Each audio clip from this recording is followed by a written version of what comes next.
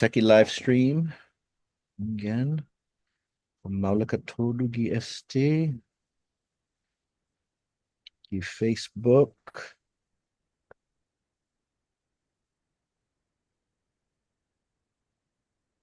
Oh, again, guy Facebook esta, then guy YouTube.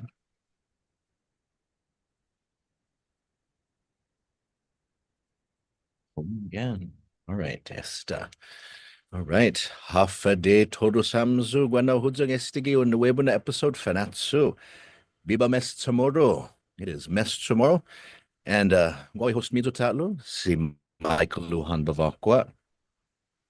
And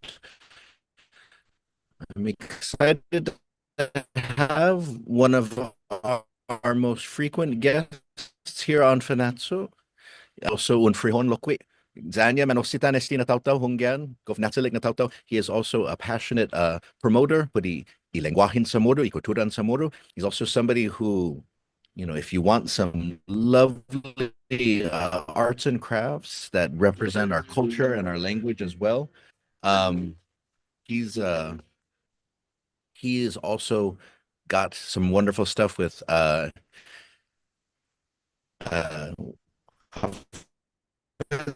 SPJ South or SPJ wait Crafts, yeah. Hafatalo Hungan SPJ SPJ Crafts. Crafts Hungan and so Hungan and so see Peter Santos Nai is somebody who is all over the place in terms of a lot of issues. You find him all over social media as well.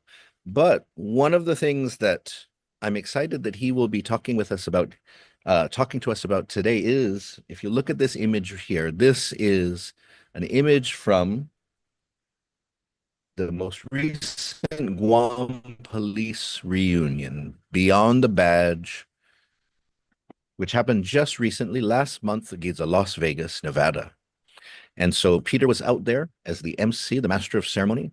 And so he's with us to talk about sort of his experiences out there. He was a police officer here on Guam, now is a public defender, an attorney.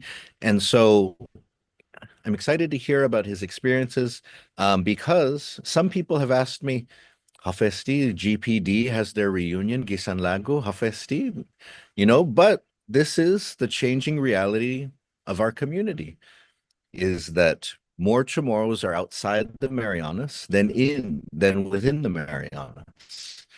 And so I've heard about high school reunions that are out in the States now for the high schools that are here in Guam. And so, but we need to have more conversations about how to connect our communities across the time zones, especially with rising costs, rising waters, and airline monopolies, and so on.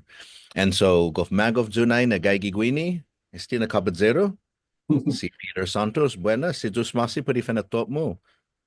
Buenas na silus mas para hago ni un naidzu lugar para be halong gwinidza para ta diskuti sti sinisedi guatu kita Las Vegas.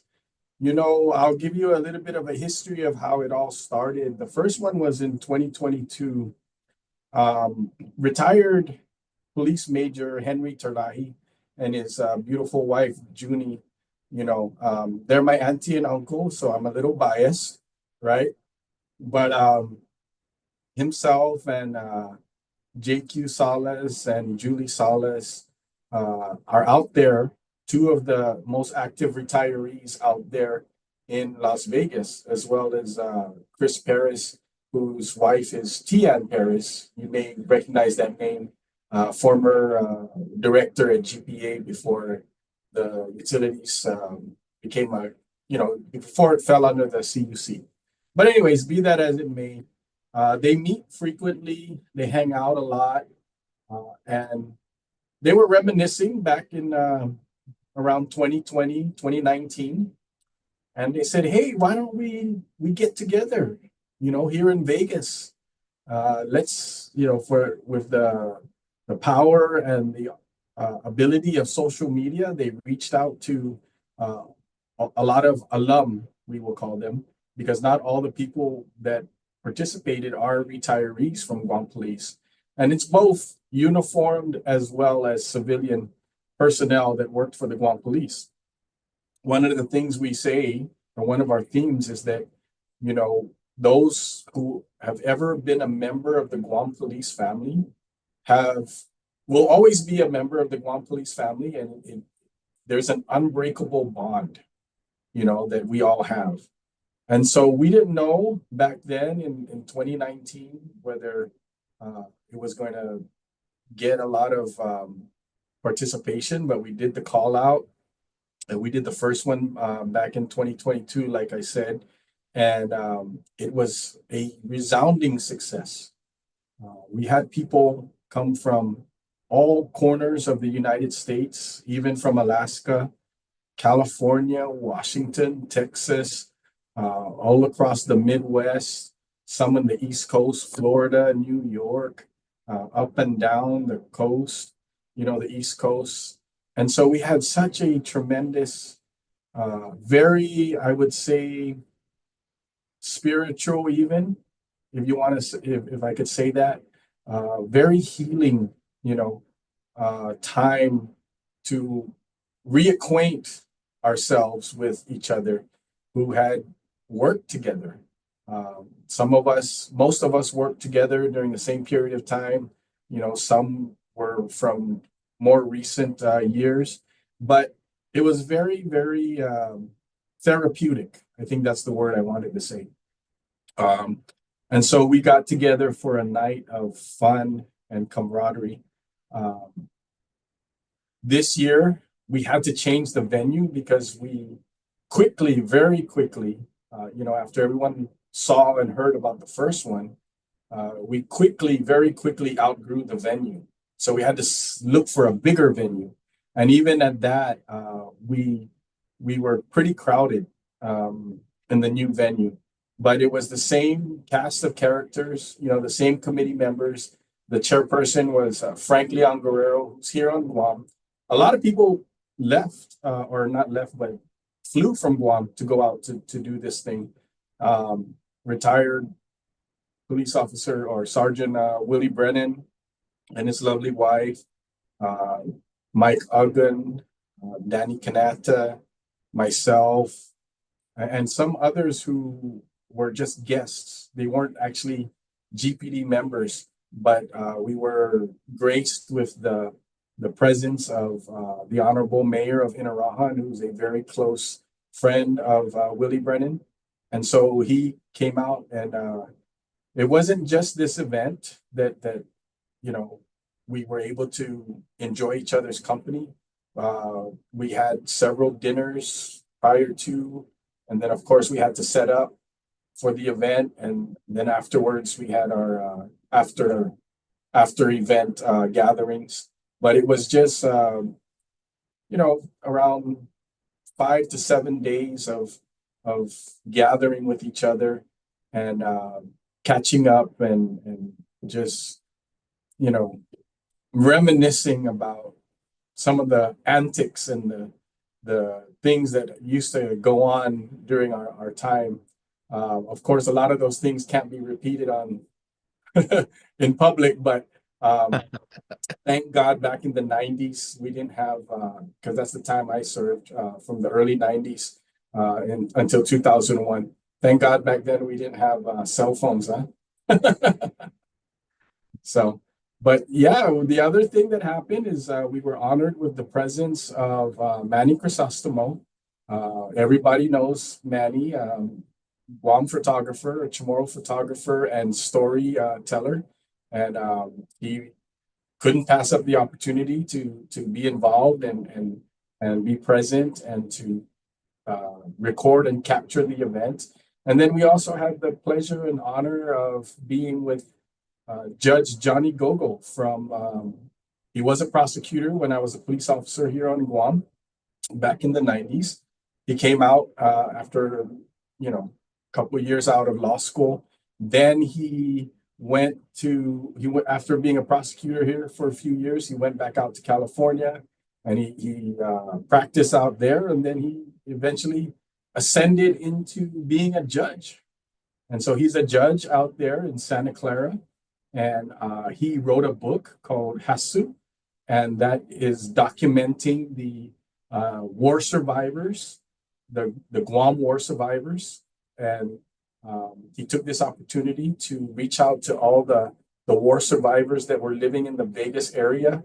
And he has this Guam flag, Mike, or Doc, that he has all the war survivors that he comes across. He has them sign the flag, and that's the cover of his book, Hasu, but that's the flag right there. Oh, Hungan. And these are 4 of the war survivors. And it just so happens that the guy in the back, his name is Greg Mesa. He was also a Guam police officer.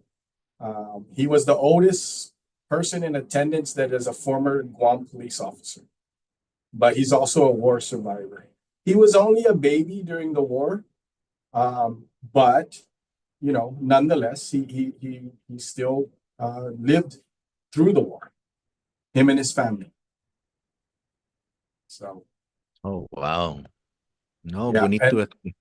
the ceremony, it was informal. It wasn't, there wasn't a lot of pomp and circumstance.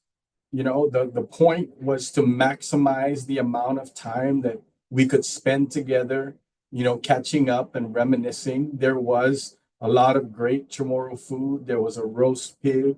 There was the San Fernando band. Only those of us who are a little older will remember the San Fernando band, the very San Fernando band that used to be here in Guam, and used to do the circuit, used to go to all the clubs, Double A, Lights, Joe and Flo's, places like that. That's the San Fernando band. The leader of the band, has all his kids and some of his nieces and nephews now, and he lives out there, and so they do a lot of events out there, not just Guam or Chamorro events, but they're very active out there, and so it was very fortunate that we were able to get them to come out, because if you closed your eyes, Doc, and were there present in the moment, if you closed your eyes or not even close your eyes, but if you shut all the windows and didn't look outside, you would think you were back home on Guam. That was the vibe, that was the atmosphere, that was the and I think the reason why it was so well attended is because those kinds of experiences and events are far and few between for those of our brothers and sisters that live out there, and they're out there for multiple different reasons. That's one of the things I think we wanted to talk about today is, why they're out there.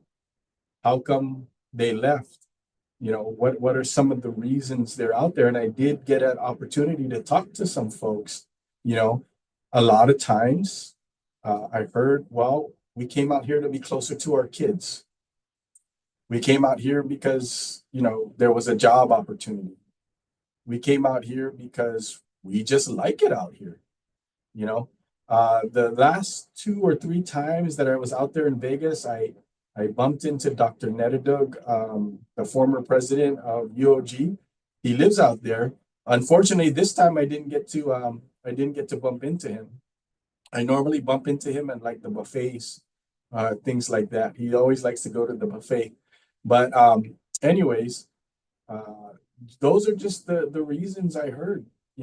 Mostly they wanted to be out there close to their kids, right? And of course, there's always some that are out there for medical reasons, either themselves or one of their family members needed to be out there for medical reasons. And, they all say they would love to come back to Guam. They would love to live on Guam if circumstances were different. If their kids decided to come back and live on Guam, they would follow their kids and come back and live on Guam. But, that's the thing about our people is we want to be close to our kids and our grandkids, right? And so that's why they're out there. They really, really would prefer to be back home, but because their kids and grandkids have lives out there, then that's where they're going to be. No, Sidus Mase. And Para hamzu ni umeega. And gua question mizu. Gua question mo na. If you have a question, please post it wherever you're watching. If you're on Instagram, if you're on Facebook, if you're on YouTube, um, if you have any questions, Peter shared with me a link to an album of Manny Chrysostomo's photos that he took at the reunion, and so we'll be looking at that in a little bit. But if you have any questions about this, um, or please post them. But it's interesting that you bring that up, especially those issues of the pull for diaspora, because even for you want to be close to family, and so if the kids go out sa huri papare nanay, because sometimes you find guaham and yaina guini gids guahan lo ifamagon estaman mapus para san lago. So Hadzipo Pulan, Hadzipo Atendi na Manyai Naguini. They're here on their own. All the kids and grandkids are in the States. And then you have some kids who grew up in the States, Lo Masheshinti Adzu, they feel they want to come and experience the islands, but then their parents and their grandparents are in the States. And Right, so they right. and so it's just this tough thing in which um the high cost of travel being spread across the ocean, um it makes it difficult for people to go back and forth and so on. So I really feel that um those types of conversations, especially nowadays, they're harder. You uh, know, I did go take the opportunity to take an excursion and go up to Seattle and see relatives up there. One of the interesting things is when I was on Guam planning the trip, if I added that leg to Seattle, it was gonna nearly double my airfare just by adding a leg.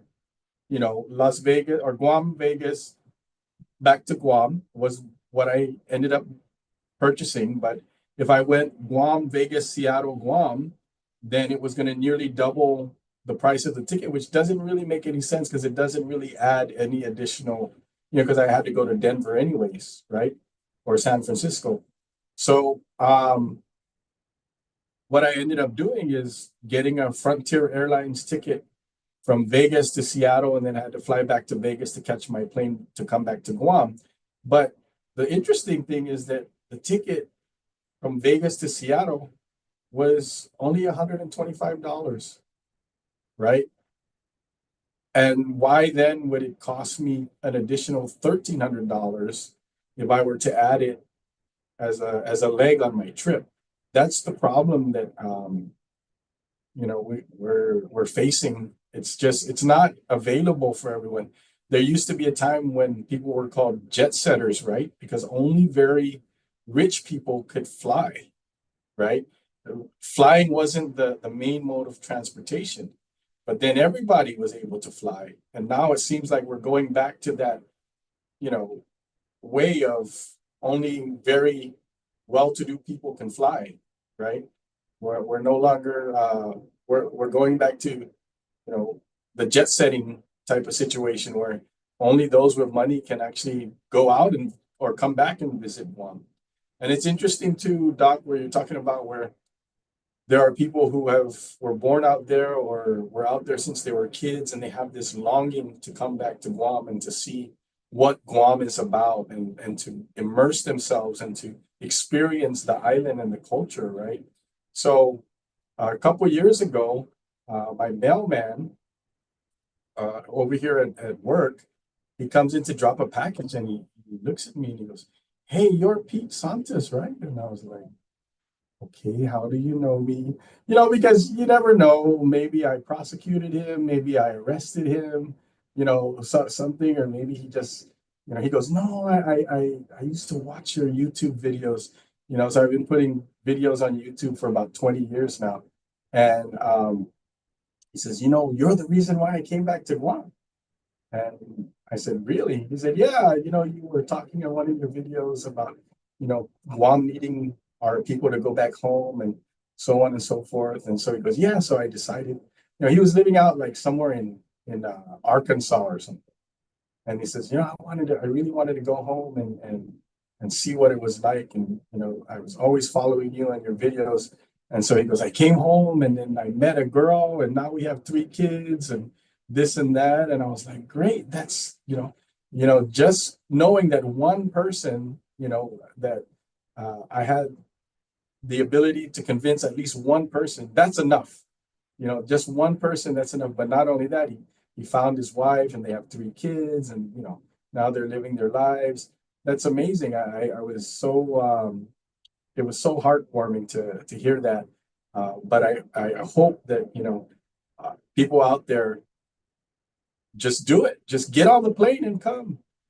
Just come and see for yourself. There's some people that come and they don't like it. They can't wait to go back to the States. That's fine, but at least come. And try and check it out, because there's the only thing that you can regret in life is not trying, right? If you tried and you didn't like it, oh well. But if you didn't come and you didn't try, then that's the regret that you're gonna have to live with, right? Again, yeah, And sagi sa mga madagi na. right. And if I could say this too, I've lived in the States, both West Coast, East Coast, Midwest, and I lived overseas in Europe. And no matter where I've gone, I've never felt like that was my place, right? And just even I joke about it now, but even when I go to Saipan and Tinian and places like that, they're beautiful places. It's home of the Chamorro, but it's still just not my place, right? And even it's worse than that. I'm from the South and I bought a house in Jigo, and I feel Jigo's not my place sometimes. I feel like I'm out of place just in Jigo. I mean, here on Guam, but I just feel like, because it's just so different. The atmosphere is different. The terrain is different. And then you go to church and in the South or in Santa Rita where I grew up, go to church and I practically know everybody here. I go to church and I hardly know anybody, but it's going to be my new home. So I'm making an effort to try to get to know people and be a part of the community, right? So that's just my personal experience, and it's Biba. interesting. It's just very interesting. No, Biba. No, Denancio na, eh, we gotta, I think more chances for I think one of the things that will lead to, just as as we move, I think a lot of people that are tuning in, it's a mix. So we've got some people that are watching Manyaska Guinigidzaguahan, we've got people that are watching Manyaska Gisan Lago. And I think one of the things that will really sustain the community across the ocean is more people that are taking up your advice of coming back and then Tsagi Ilanat Laguini. And Mhm. don't come back as a tourist, but come back and try, try living here for a while, because I mean, you can always come back if that's what you can, come back and live and visit for a time, but try and live in the land of your grandparents, your great grandparents, in the land of your people, and then and see what it's like, see what it's like, just because yeah, I think that's an important perspective that that more people need to gain, and especially for those that are out in the States that are working to perpetuate culture and language, you want to have just some of that grounding in you. Right. Some of And that ground. I want to give credit where credit is due. This idea wasn't my idea. When I was living out in the States, and uh, I had a couple of maybe 3, 4 encounters with Congressman Underwood at the time, and then later president of the University of Guam, Robert Underwood. And if he was passing through the area that I was in, he'd make contact and he'd say, "Hey, let's get everyone, all the Chamorros in your area, let's get together, let's have a meeting or a lunch or whatever," especially University of Guam alumni. And so we would have these little get-togethers, dinners and whatnot, and he would give the same pitch. Are you done? Are you done out here? Have you done what you've come to do? What if you're done? Go home. Go back to Guam. Your island needs you. You know, that was always his message. It was his constant message. And so I was just repeating that message from Dr. Underwood. And that's what, you know, the invitation. And, you know, we even talked about like Israel, right? Israel would pay for families to relocate back to the motherland, right? So that they can sort of revitalize and repopulate themselves, you know. And here's what I would say about, you know, the Guam situation currently, you know, up until this last presidential election, I was always telling people, hey, the buildup is coming, the buildup is coming, whether we like it or not. But that in the, you know, also translates to opportunities for our people to start small businesses, to provide services that are going to be needed, you know. If someone can come, like I like to use Mr. Bustamante from, he's a realtor now, a multi-million-dollar realtor here on Guam. He showed up on Guam, you know, what, 20, 25 years ago with like $30 in his pocket and started from there. And look at the owner of Cortec, right? Mr. Moon, I think his name is. I mean, those are some examples, but it doesn't have to be like that. But there's a lot of folks that showed up on Guam with literally the clothes on their backs, right? And have made a living for themselves. So when people say, oh, there's nothing on Guam, or you have to know somebody, you know, I'm sorry. I don't buy that.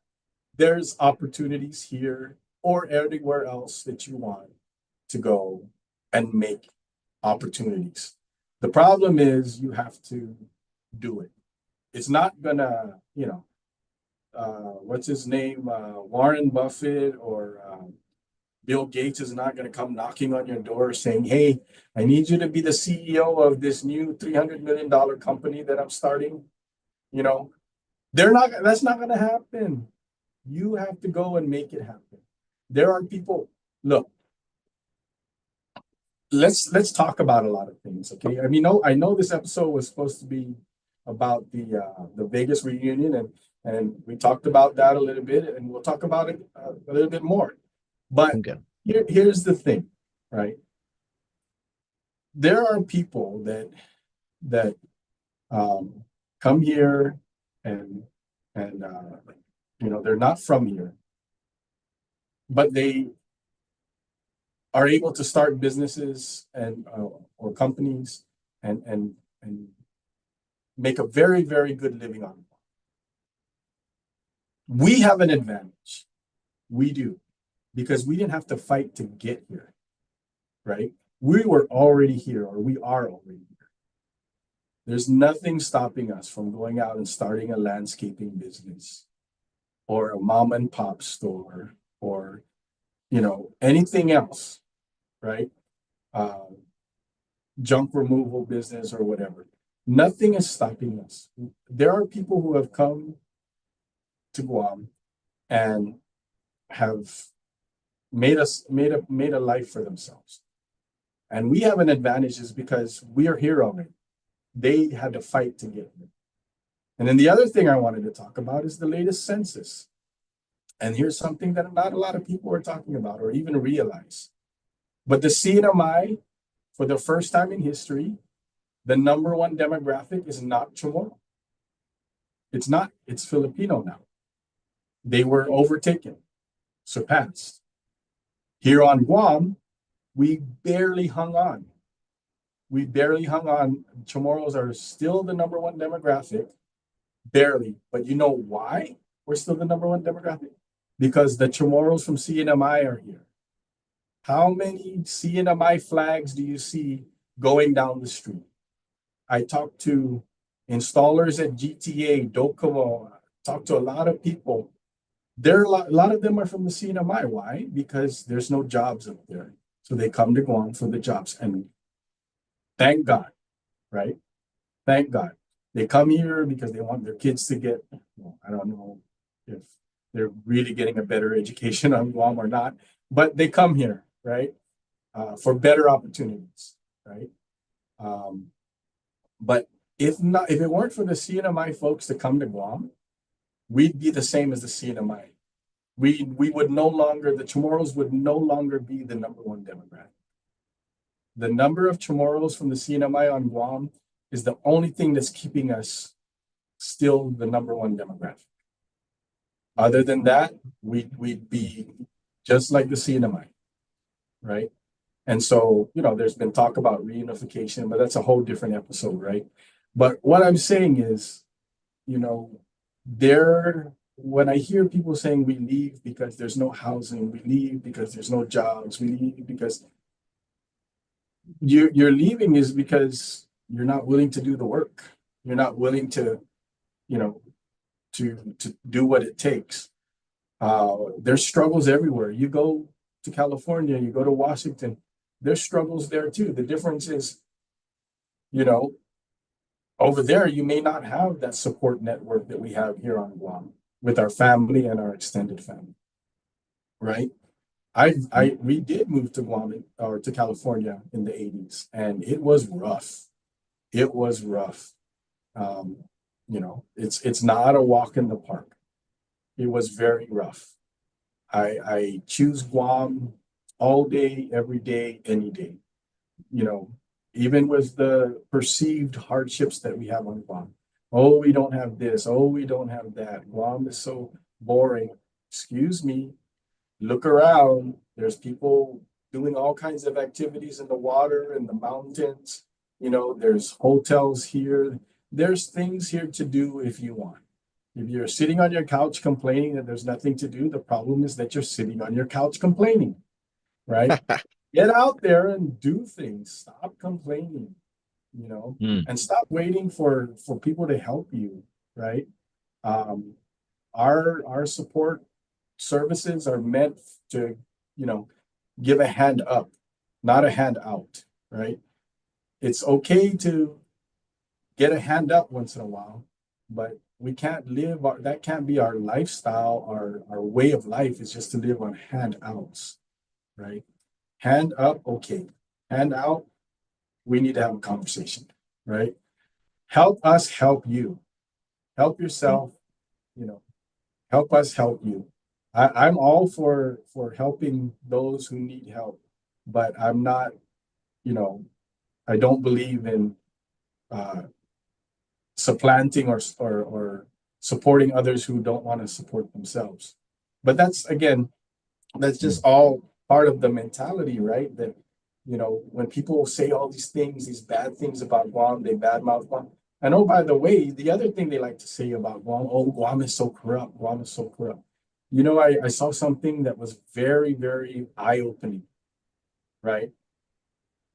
It was a post that said, when someone doesn't have the requisite knowledge or intelligence, that's the birth of conspiracy theories, right? The conspiracy theory is usually coming from someone who doesn't have all the pertinent information or the knowledge or the intelligence, right? So what does that say about people who like to promote conspiracy theories? Is that they're not operating with a full deck, right? So they're a couple of sandwiches short of a picnic, right? And so that's the thing about, they say, oh, this is corrupt. This is, yes, there's one or two bad actors once in a while, but the entire government is not bad. There's one or two bad police officers once in a while, but the entire police department is not bad. So that's the thing, is when you generalize and stereotype, the Guam Police Department or the entire government of Guam, or this and that. Yes, the system is not perfect. There are bad actors, but it's not the entire system. The system works for the most part. Earlier I kind of bashed a little bit on Department of Education, but I know 99% of the people in the Department of Education are doing wonderful, amazing, great things.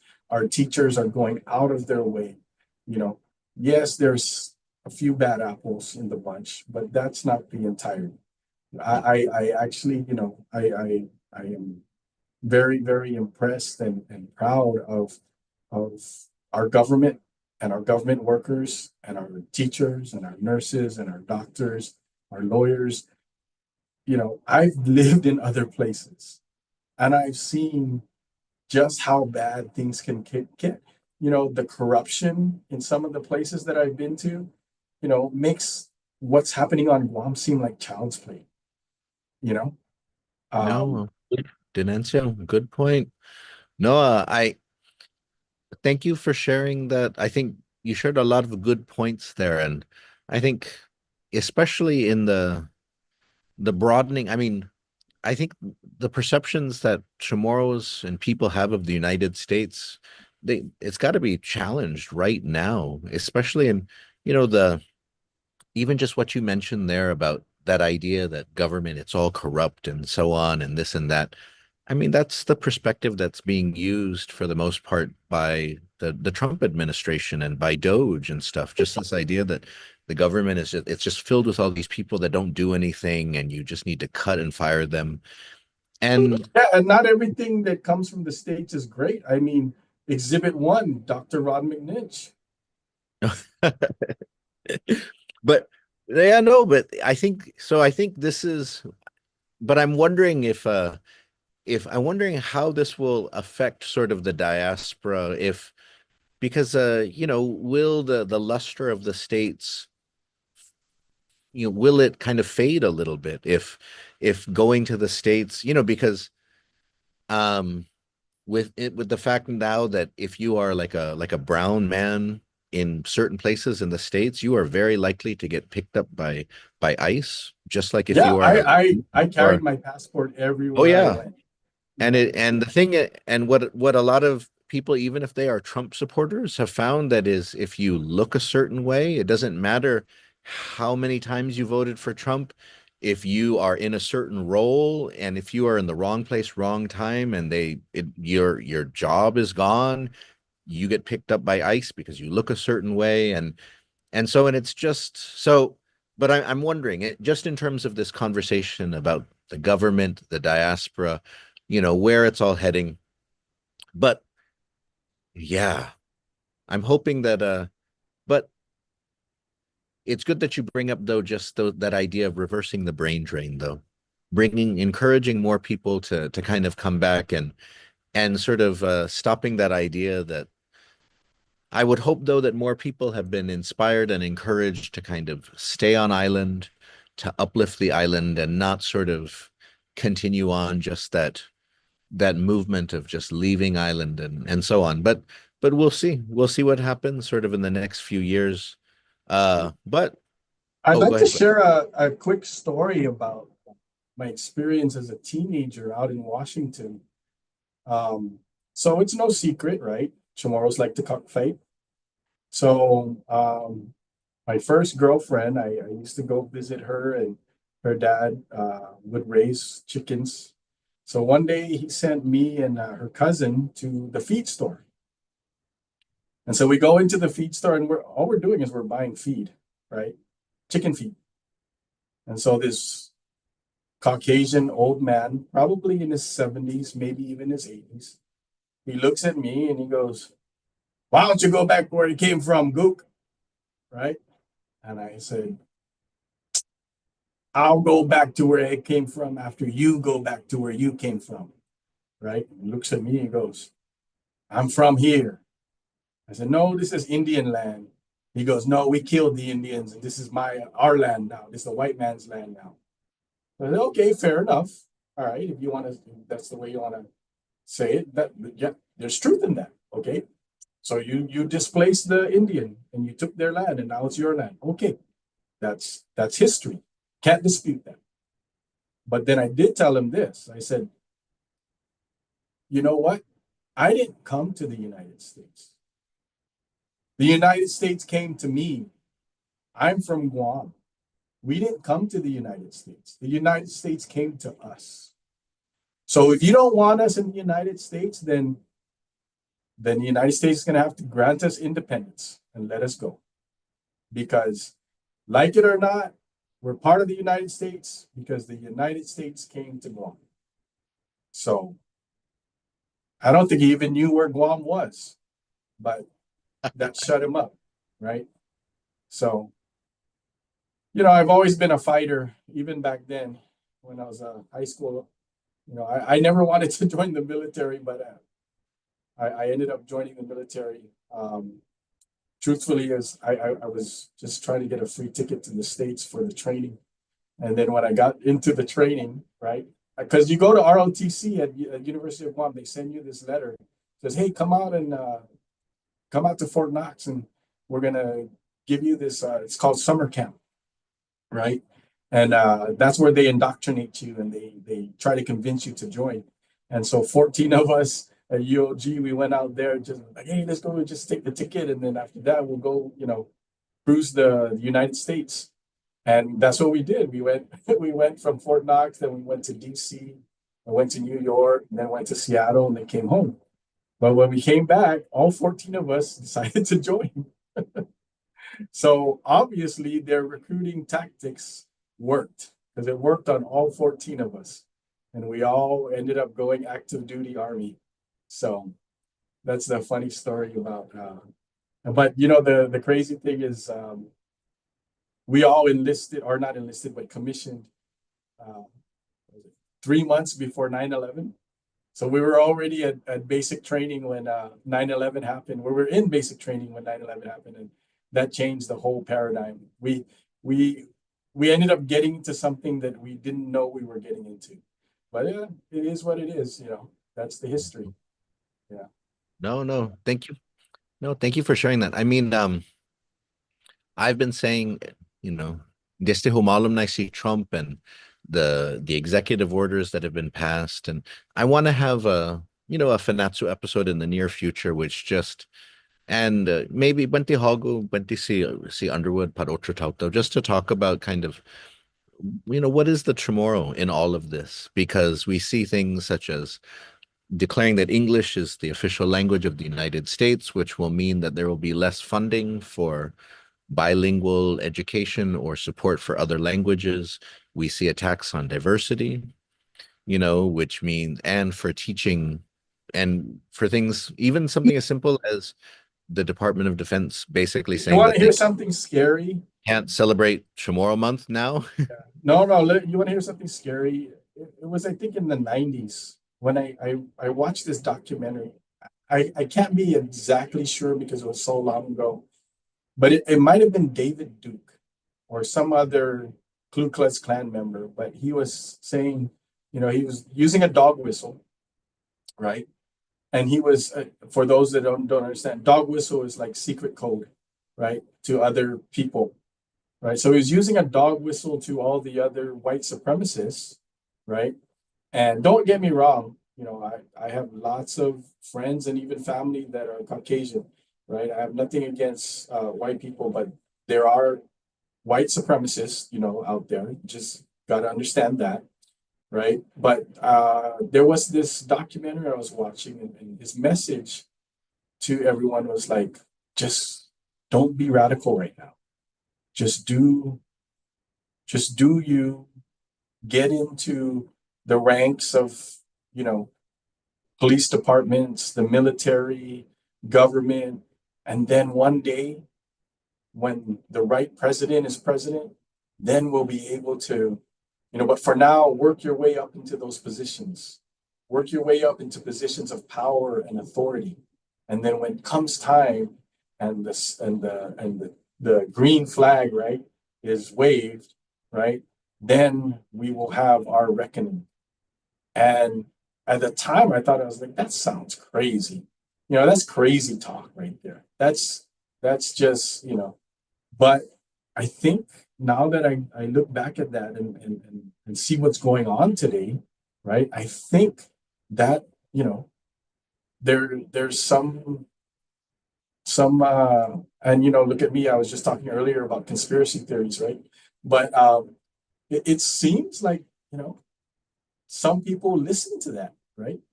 But that was his message. He was like, don't do anything, just don't make any waves, just slowly get into upper management. But he had one specific, very, very disgusting message to police officers.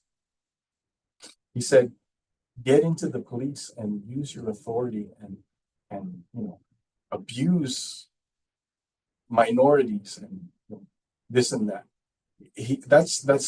That was his message. It was like, get into that, get into the ranks, of the police departments, any organization where you can use force and authority on other people, and then use that to persecute the colored man, the colored people, right, the minorities. That was his clear message, and obviously what we've seen that come out in some investigations where there were whole departments that were, messaging each other these vulgar messages about, these racist messages and these things about, targeting minorities and this and that, beating them up, committing police brutality, things like that.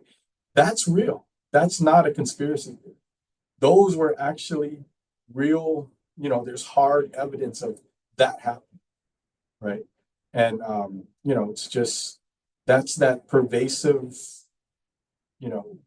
repulsive, vulgar kind of thing that still persists in today's day and age. It's not gone.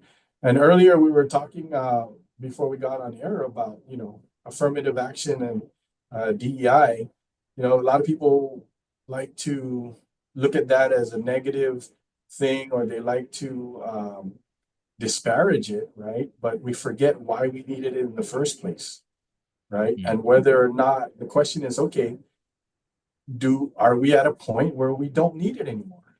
Some would say yes, some would say no, right? But I guess it's based on their own experiences. But I myself have seen people get promoted who are less qualified because they look more like those people who are promoting them, meaning they're blonde hair and blue eyes, right? Even though they're less qualified, they get promoted ahead of others because they're blonde hair and blue eyes. So either way, it's not a good thing. If you're getting promoted just because you're brown and you have black hair, that's not a good thing.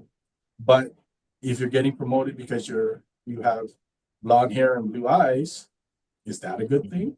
Right? Mhm. So there's no perfect way to fix it, but I guess EEO, right? Equal employment opportunity is supposed to be something that is supposed to remedy that.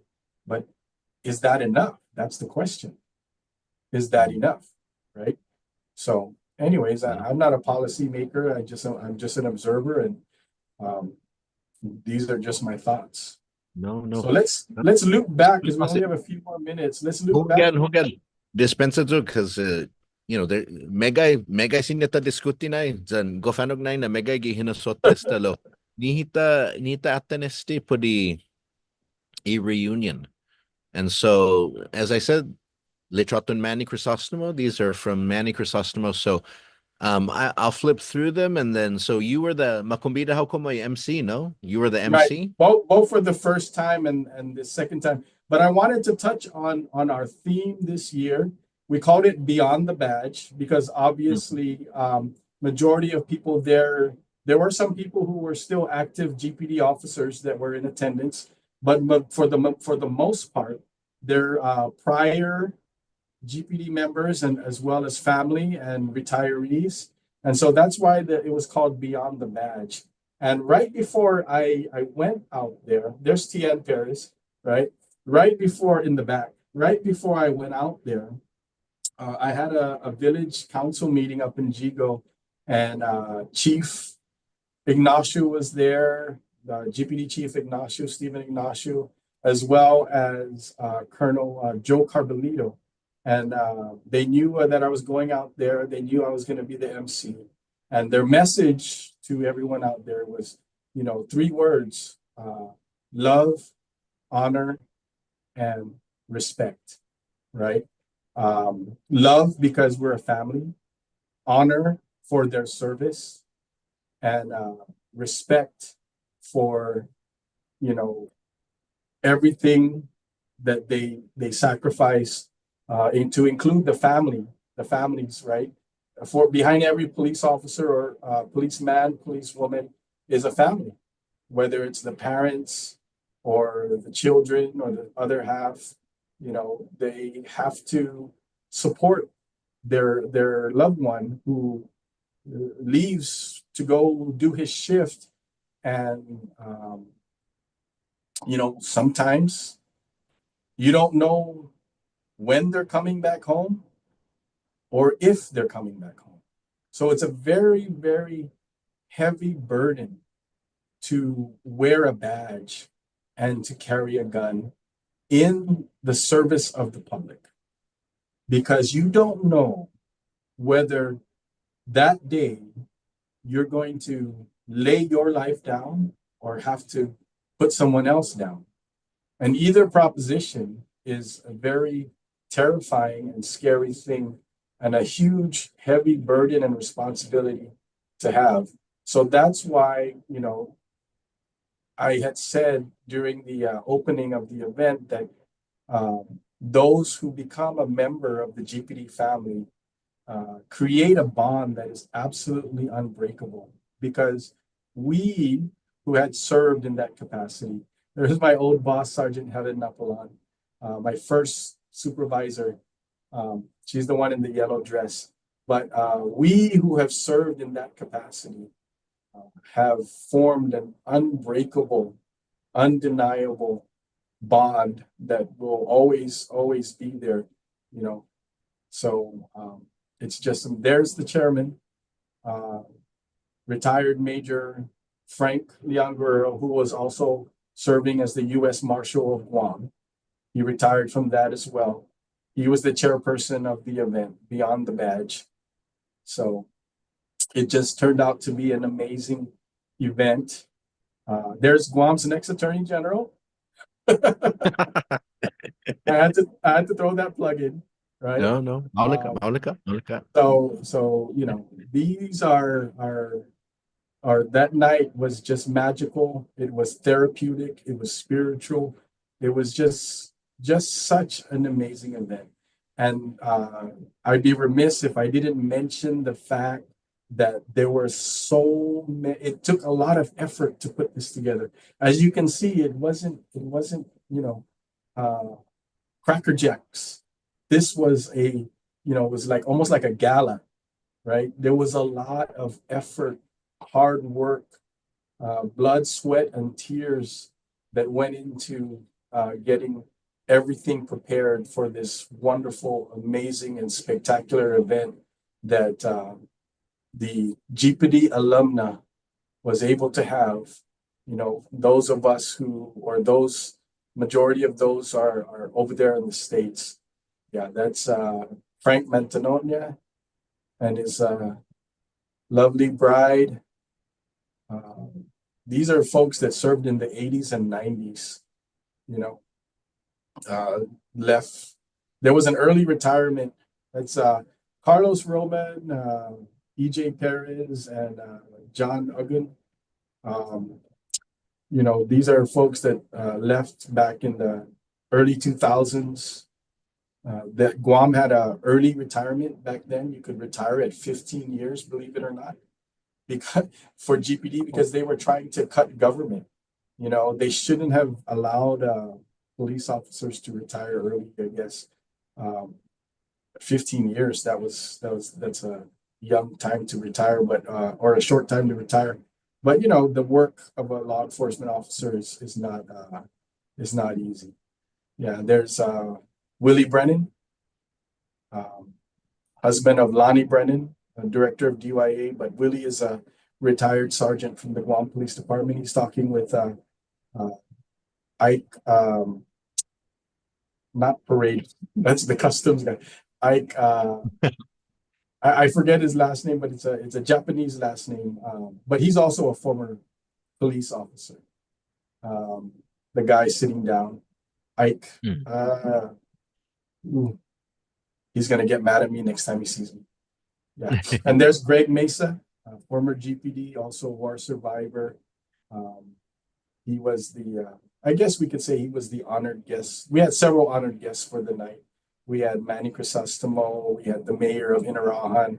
He was there. We also had Judge Johnny Gogo. So there were a lot of folks there that night that were deserving of recognition, and they're very distinguished in their life and in their service.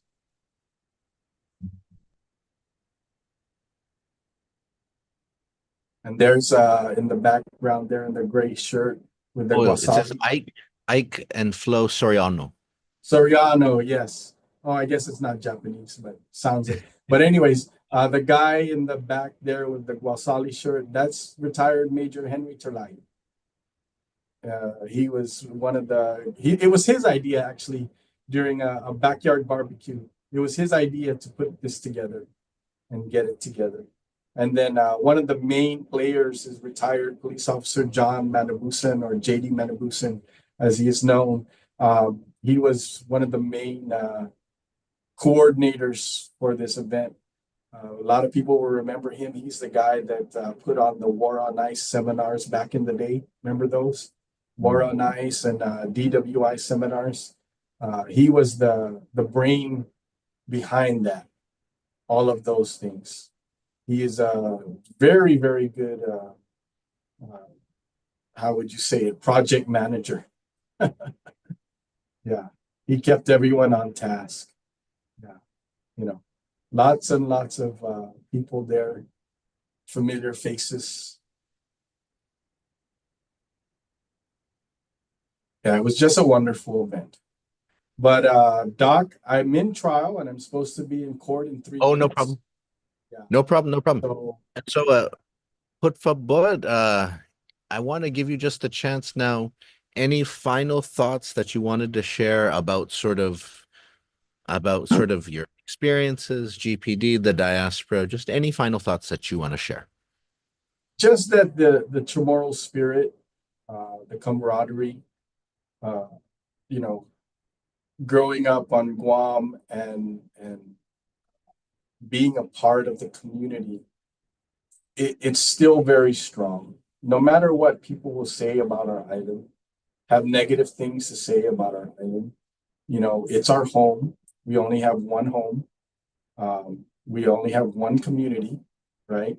And it's still, just as it ever has been, a wonderful and a magical place to live and to grow up and to raise your family, despite a lot of the negativity that is floating around out there. There's these billboards all over the place. I don't know. But despite all that, the Chamorro, we're still the home and the land of Chamorros. We we still have a very vibrant and strong sense of community and culture. Our language is not dead. La la la hit ni man samoro. Man mit good hit. Taza sinya sumangan, taza sinya umalo. Na manaigwi it samoro za man mata ikuturan sim or mata ikuturan samoro. Sa gagagya hit, memit good ha hit. Estigi tanut samoro. Samu inalang. Samu sasangan otro sa ti dinansi.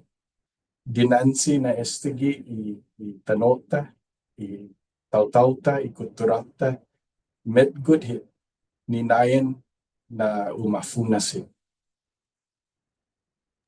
Si Diyos masi Pete, si Diyos masi todos samsu, pwede na ega esti Fanachu na episode Fanachu. Adios.